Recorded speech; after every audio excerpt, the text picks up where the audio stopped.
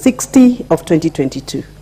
Madam Speaker, indeed, I'm very excited that we have found it worth to relook at various statutes that govern this country.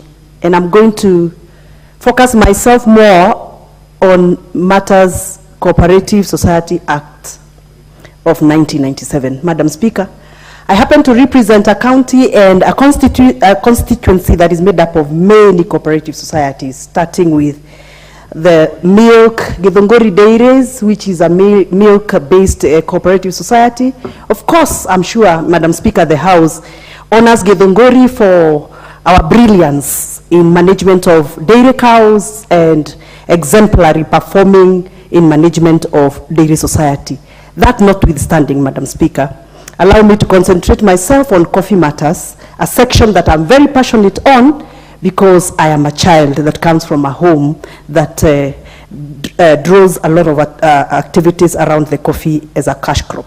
Madam Speaker, we have had many issues around cooperative societies related to coffee farming in Kenya, and more specifically in the central region of Kenya, where coffee is petty cash, prime cash crop.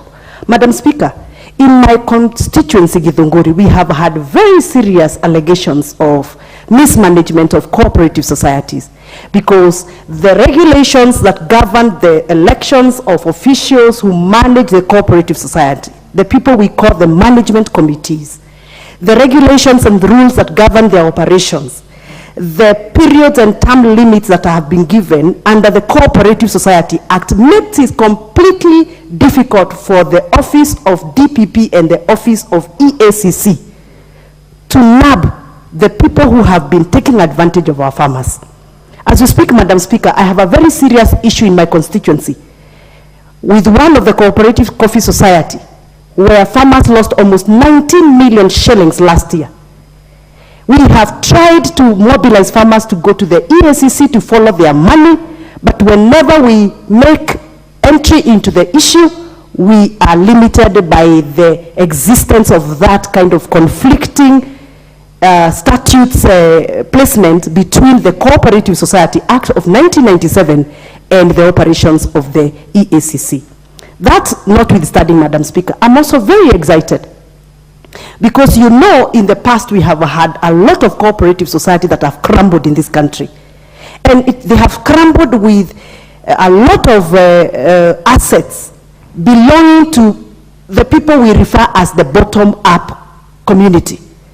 And we have had farmers die into their graves, still claiming to own property that have crumbled with a few individuals who currently are known as the management committees of cooperative society. How I wish, even after we are done with this statute law and miscellaneous amendment bill, we can be able to backtrack, go back a few steps backward and get to know how we can help our farmers. Madam Speaker, as a woman leader representing Githunguri constituency and a woman leader who has actively activated on matters sexual violence, I am very excited with the proposal on sexual offenses 2006, number 3 of 2006. Madam Speaker, if there are areas where justice is never delivered, it matters to do with sexual violence in this country. I happen to have followed a case in my county, Kiambu, when I was representing Kiambu as the county woman MP, of a child who was molested in the police cells in Gatondo police station back in 2019. And the child was molested by a police officer who was manning the police station and took advantage of a minor who was in the cells. Madam Speaker, to date, that case has never been concluded. Do you know why? Because tracking of sexual violation evidence in this country has become a mountain. You can easily go to court, press charges against a defiler, but you are not able to produce evidence because we don't have clear systems of securing evidence, what we call the forensic evidence provisions. If you go to other countries, Madam Speaker, like the US, you will find that they have a very clear system on how to preserve evidence. The innerwears of a child who is sexually molested, the DNA from that kind of an innerwear is safely secured for 7 years. In this country, Madam Speaker, files are presented in the office of DPP, but there is no evidence because we have no systems of securing these kind of evidences.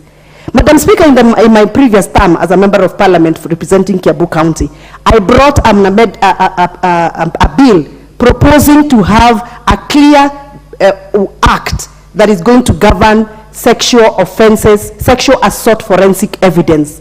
But I would never managed to complete the bill. How I hope in this parliament I'll manage. But that notwithstanding, Madam Speaker, I'm very excited that within this whole, combination of statute laws, we have found it worth to align the Sexual Offences 2006 Act with the Constitution of Kenya, so that we can allow the Office of the Investigators, the DPP, to prosecute the offenders, repeat offenders, and if possible, Madam Speaker, to even blacklist the repeat offenders. With those very many submissions, Madam Speaker, I am humbled to support. Thank you. Thank you. Member for Ndia, Honorable JICHO.